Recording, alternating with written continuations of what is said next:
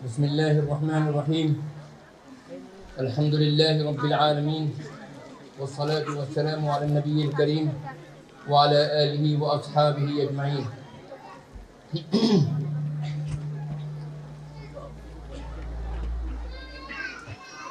میرے محترم جناب نواب صاحب درمیہ اور ہمارے گیسٹ آف آنر، مہمانان خصوصی اور امام ربانی پبلک اسکول کے بچوں کے گارجین اور سرپرست حضرات اور عزیز طلبہ و طالبات اور ہمارے اسکول کی معلمات اور ایڈمنسٹریٹو اسٹاف، مجھے بہت خوشی اور مسرت ہے کہ آج بہت لمبے عرصے کے بعد کچھ کووڈ کی بھی دقتیں تھیں، اس کی وجہ سے تاخیر ہوئی، اور آج ہم امام ربانی پبلک اسکول کے اینول فنکشن کے اندر موجود ہیں۔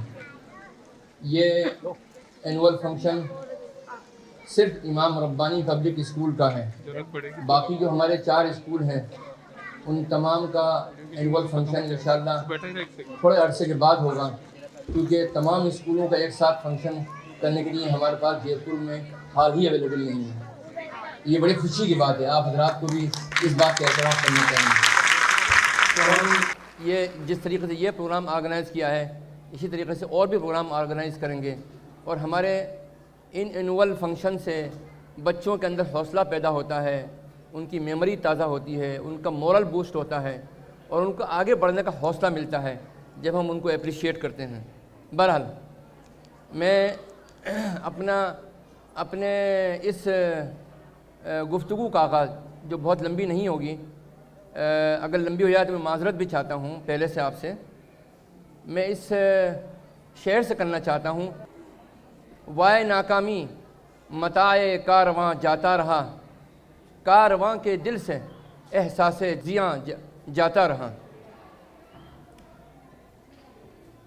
قوموں کے زندگی میں عروج و زوال آتے ہیں، اور کبھی قوم ترقی کرتی ہے، کبھی روح بزوال ہوتی ہے، ترقی کے میدان میں پچھڑ جاتی ہے، لیکن یہ اتار چڑھاؤ ایک فطرت کا ایک نظام ہے، تو اس میں کوئی افسوس کی بات نہیں ہے کہ کوئی قوم پچھڑ گئی۔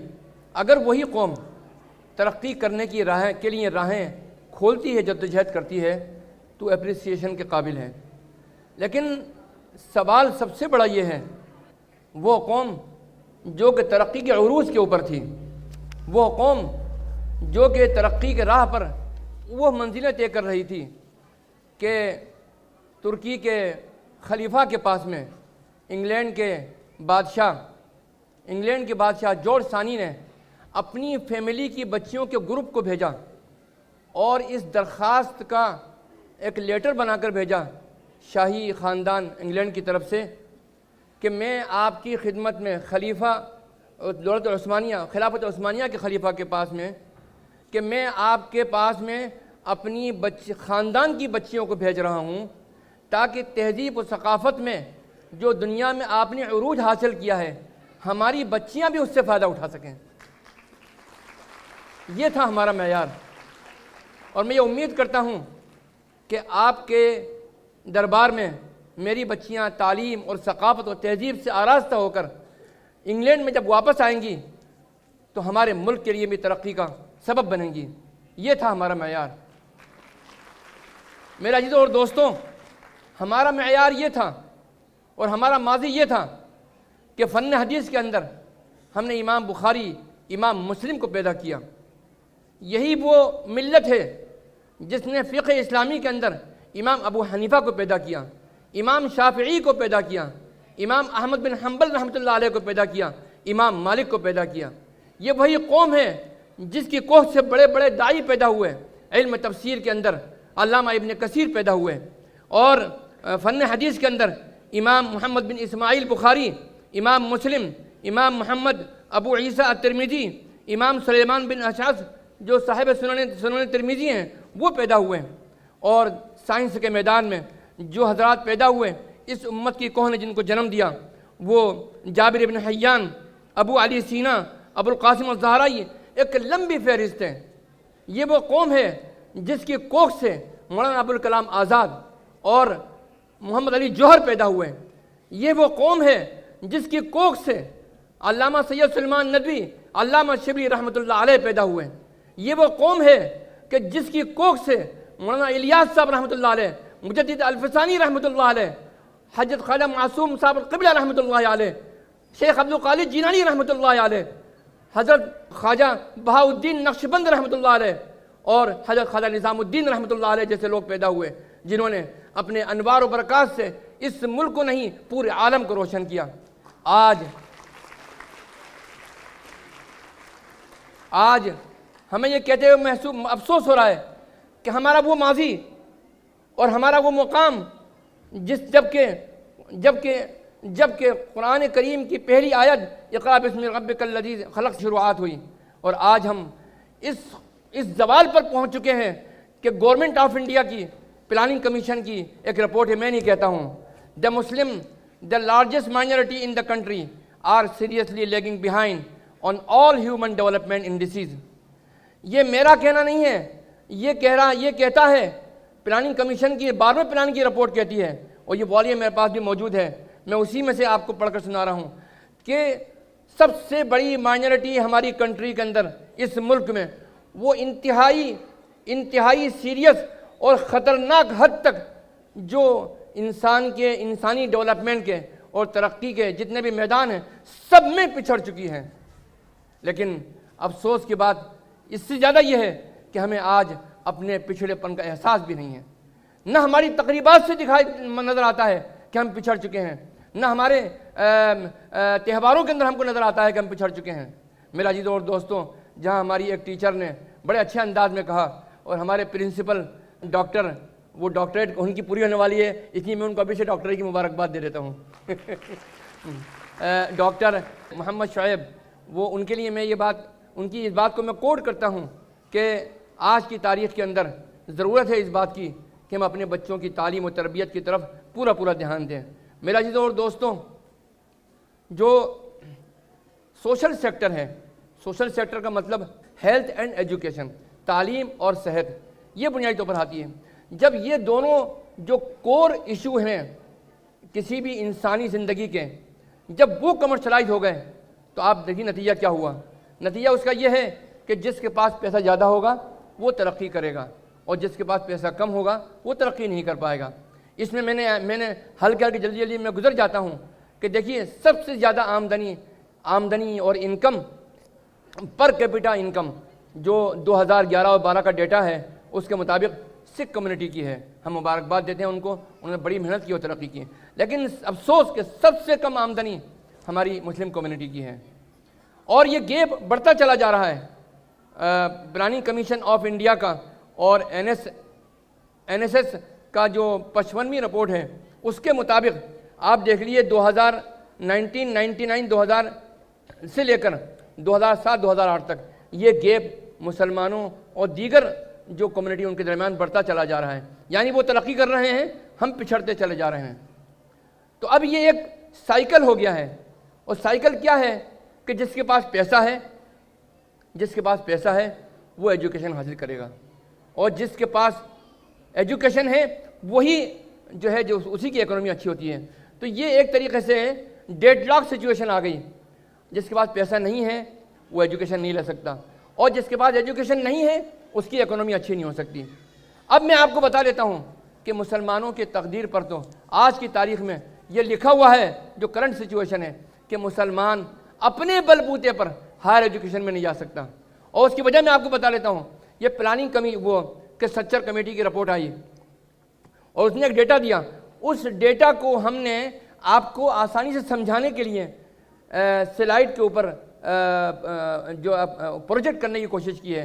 آپ یہ دیکھیں کہ سچر کمیٹی کی رپورٹ یہ بات کہتی ہے کہ 55% سے لے کر 55% مسلمان اس ملک میں ایسے ہیں جن کی پر منتھ انکم جو ہے وہ 0 روپیے سے لے کر اور 500 روپے تک ہے، اور 35% مسلمان ایسے ہیں جن کی منتھلی انکم پر کیپٹا، یعنی اگر فیملی ممبر 5 مان لیجیے ایوریج، تو ان کی آمدنی 501 روپے سے لے کر 1000 روپے تک ہے۔ ہم میکسیمم 1000 روپے مان لیتے ہیں، تو اس کا مطلب یہ ہے کہ 35% لوگ ایسے ہیں کہ جن کی آمدنی میکسیمم 5000 ہے، میکسیمم 5,000 ہیں. اور 10% لوگ ایسے ہیں جن کی آمدنی، جن کی انکم پر منتھ پلس 1,000 ہے. تو 1,000 کا مطلب یہ ہے کہ آپ لاکھ بھی ہو سکتی ہے، کروڑ بھی ہو سکتی ہے. اب آپ اس کو ڈیٹا کو کلیئر کرنے کے لیے کہ مسلمان کے اندر کہاں دقت آ رہی ہے وہ میں آپ کو بتانا چاہتا ہوں. اگر مسلمان کو ہائر ایجوکیشن میں جانا چاہتا ہے یا کوئی بھی جانا چاہتا ہے، اس کو 3 اسٹیج سے گزرنا پڑتا ہے.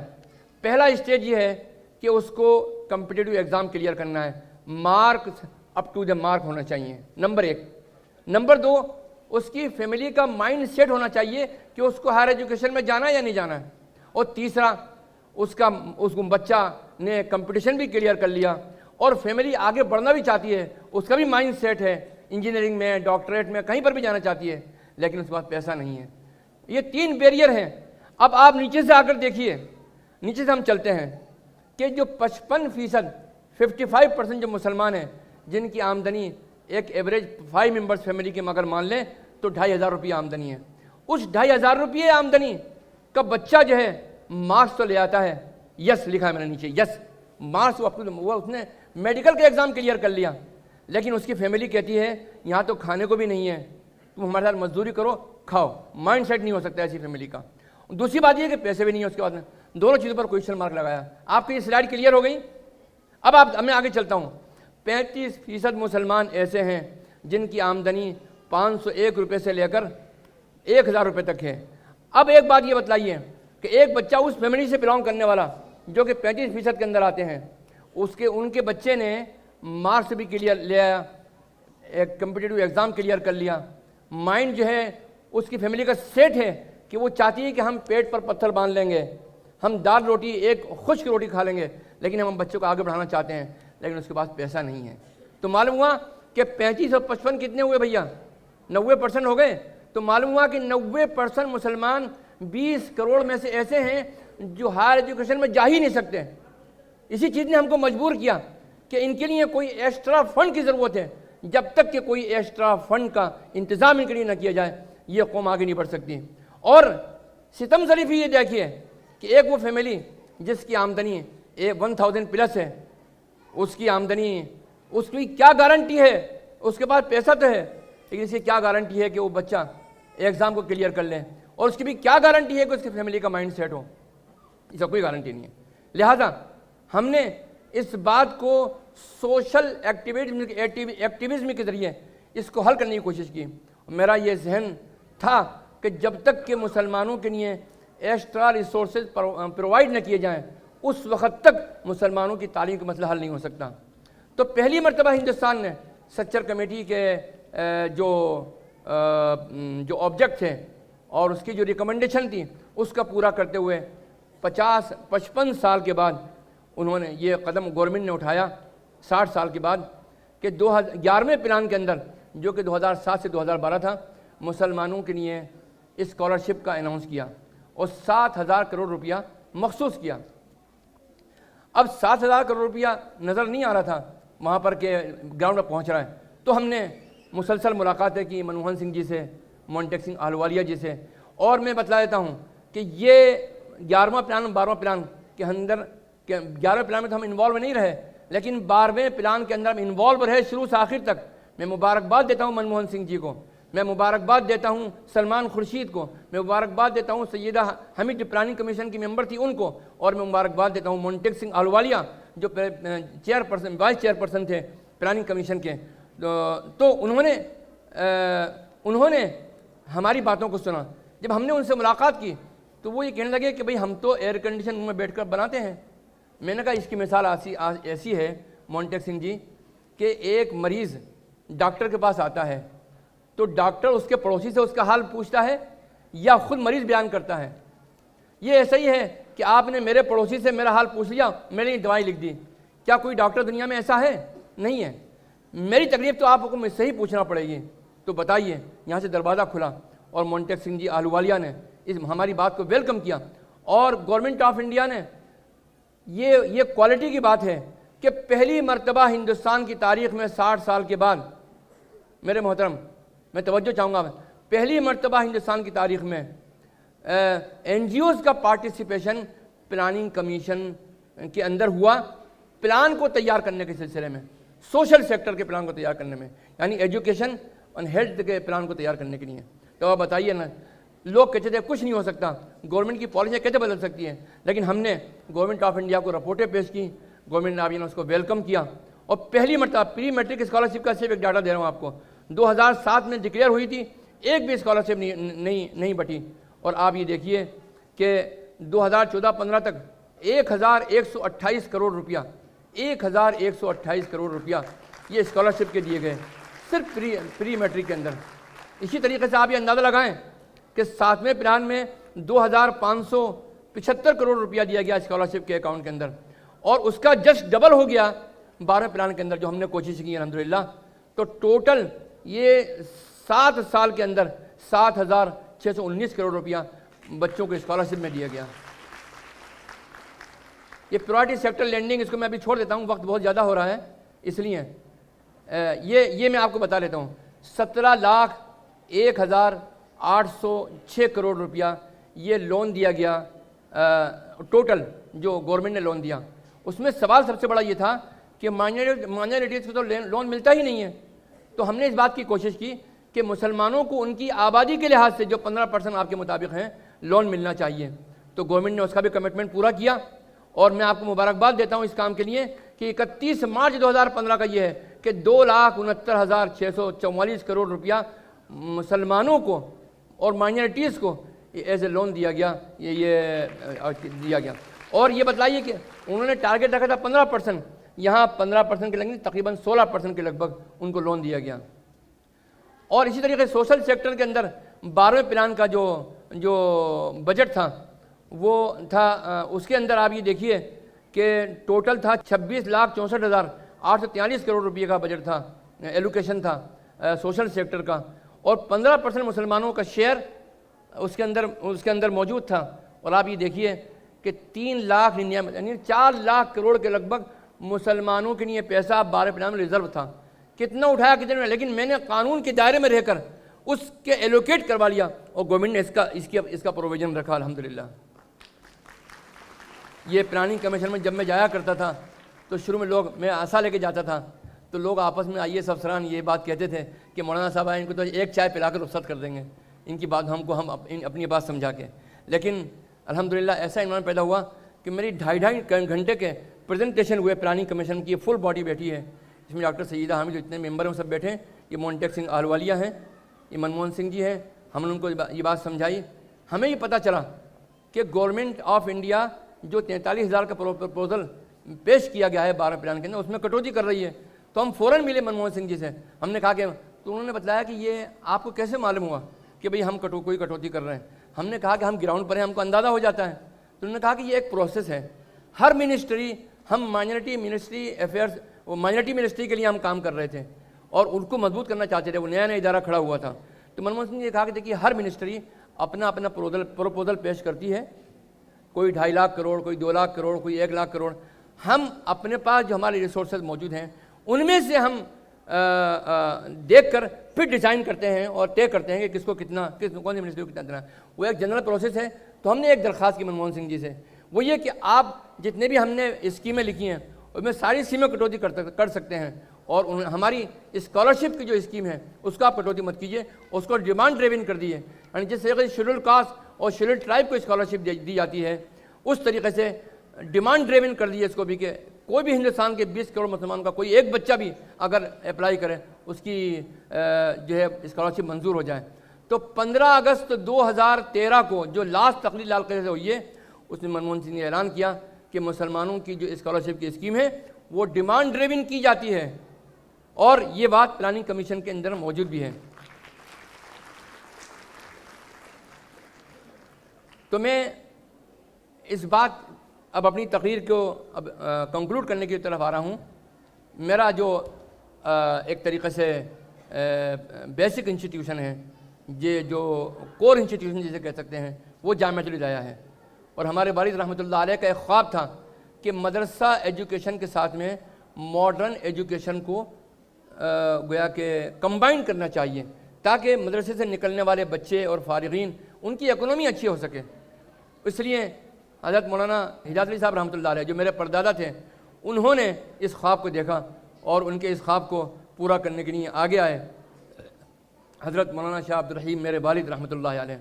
اور جب انہوں نے اس بات کی کوشش کی 15-20 سال تک کہ لوگ آئیں اور اس سلیبس کو قبول کریں, unfortunately no one came forward to accept this challenge. کوئی آگے نہیں آیا اس چیلنج کو قبول کرنے کے لیے.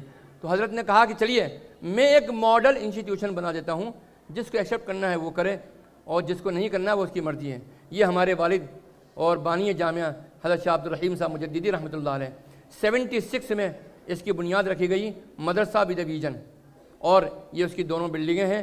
اور اس کے بعد ہماری کمپیوٹر لیب ہے.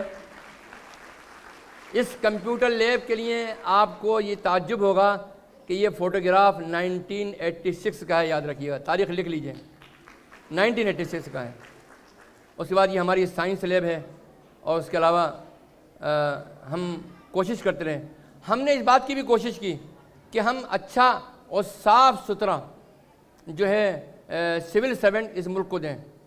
تو مسلمان, میں یہ کہہ سکتا ہوں الحمدللہ کہ مسلمان اگرچہ بہت پچھڑا ہوا ہے, مسلمان اکنومیکلی بہت کمزور ہے, لیکن وہ بڑے بڑے کام کرنے کے حوصلہ رکھتا ہے.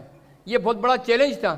میں نے بچوں کو اسکالرشپ نہیں دی اس کام کے لیے, یعنی سول سروسز کے لیے, نہ میرے پاس کوئی ہاسٹل تھا, لیکن میں نے کوچنگ کرائی اور کوچنگ کے اندر الحمدللہ 40 بچوں کا میں بیچ بنایا کرتا تھا. آپ کو تعجب ہوگا کہ میرا جو رزلٹ تھا, نیٹ رزلٹ, وہ 12, 13, 14, 15, 16 تک آیا ایک سال کے اندر. ہر سال بچے کلیئر کرتے تھے. اور مجھے خوشی ہے اس بات کی کہ بشرا میم یہاں تشریف رکھتی ہیں. حالانکہ ہمارا ادارہ سے ان کو کوئی فیض تو نہیں پہنچ سکا, لیکن جب یہ IAS کے سول سروسز UPSC کے ایگزام کی تیاری کر رہی تھیں تو یہاں موجود ہیں, ہماری گیسٹ آف آنر بھی ہیں.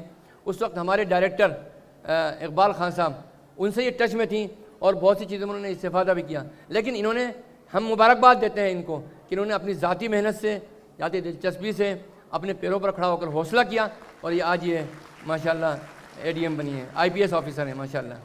تو الحمدللہ مجھے خوشی ہے اس بات کی کہ 2004 میں نے ادارہ قائم کیا, اور یہ ہم اس وقت تک 174 IAS اور IPS ہمارے ادارے سے جو کرسچن اکیڈمی دلی میں ہے اس سے ہم بنا چکے ہیں الحمدللہ. اس کے بعد 96 میں ہم لوگوں نے امام ربانی شروع کیا, اور اس کے علاوہ ہمارا مقصد یہ تھا کہ ایک کوالٹی ایجوکیشن اچھے انوائرمنٹ میں اور افورڈیبل انداز کے اندر ہم لوگوں کو سامنے پیش کر سکیں. اس کے لیے ہم نے مولانا عبد الرحیم ایجوکیشنل ٹرسٹ قائم کیا, اور امام ربانی پبلک اسکول کا جس کا یہ فنکشن ہو رہا ہے, یہ اس کا پروپوز پلان ہے. 60% یہ پیچھے سے پورا ہو چکا ہے اور آگے کا حصہ پورا ہونا باقی ہے. آپ دعا فرمائیں اللہ تعالیٰ اس کو تکمیل تک پہنچائیں. میں آپ سے یہ بات خاص طور پر کہنا چاہتا ہوں کہ میرا ایک خواب ہے, اور ہر آدمی کو خواب دیکھنے کا پورا حق حاصل ہے. یہ اس ملک کے لیے, اس کمیونٹی کے لیے اور تمام مائنورٹیز کے لیے میرا ایک خواب ہے کہ جامعہ کی زمین جس کا کہ کیس چل رہا ہے, ہمارے درمیاں کی بھی توجہ کی ضرورت ہے کہ وہ سپریم کورٹ میں حل ہو جائے. اگر یہاں کی گورنمنٹ اس کو وڈرا کر لے, ہم ہائی کورٹ میں ہم نے اس کیس کو لڑا اور ہم ہائی کورٹ کی ڈبل بینچ میں بھی اس کیس کو جیت گئے. اس کے بعد میں گورنمنٹ آف راجستھان نے ہمارے کہنے کے باوجود, ریکویسٹ کرنے کے باوجود بھی وہ ہمارے خلاف اپیل میں چلی گئی سپریم کورٹ میں. تو میں تو درخواست کروں گا آج اس راجستھان کی اس گورنمنٹ سے کہ اپنا کیس کو وڈرا کر لے. ہم لڑ رہے ہیں, ہمیں یقین ہے کہ ہم جیتیں گے انشاءاللہ, اور گورنمنٹ ہارے گی, یہ مجھے یقین ہے پورا. لیکن اس میں ہماری عمر کتنی نکل جائے گی یہ ہم کچھ نہیں کہہ سکتے. لہذا آج جب جامعہ 1976 میں جہاں شروع کیا اور یونیورسٹی کا خواب لے کر ہم یہاں پر ہم نے کام کی شروعات کی تھی, آج یہاں سے لے کر اور ہریانہ تک 16 یونیورسٹیاں ہیں, اور سب کو گورنمنٹ نے free of cost land provide کی ہے. ہم نے اپنے پیسے سے خریدی ہے, ہم نے غربت کی حالت میں خریدا ہے, غریب مسلمانوں کا پیسہ اس میں شامل ہے, اور خواب یہ ہے کہ یہاں یونیورسٹی بن جائے. آپ دعا کیجئے کہ وہ وقت جلد ہم ہم کو اپنی زندگی میں دیکھنے کو موقع ملے کہ جامعہ الہدایہ ایک فل فلیج یونیورسٹی کی شکل میں آ جائے. آمین ثم آمین یا رب العالمین, والصلاۃ والسلام علی النبی الکریم. میں پھر بہت شکر گزار ہوں آپ حضرات کے تشریف لانے کا, کہ آپ یہاں تشریف لائے اور اس محفل کو عزت بخشی. بہت بہت شکریہ. والسلام علیکم ورحمۃ اللہ وبرکاتہ.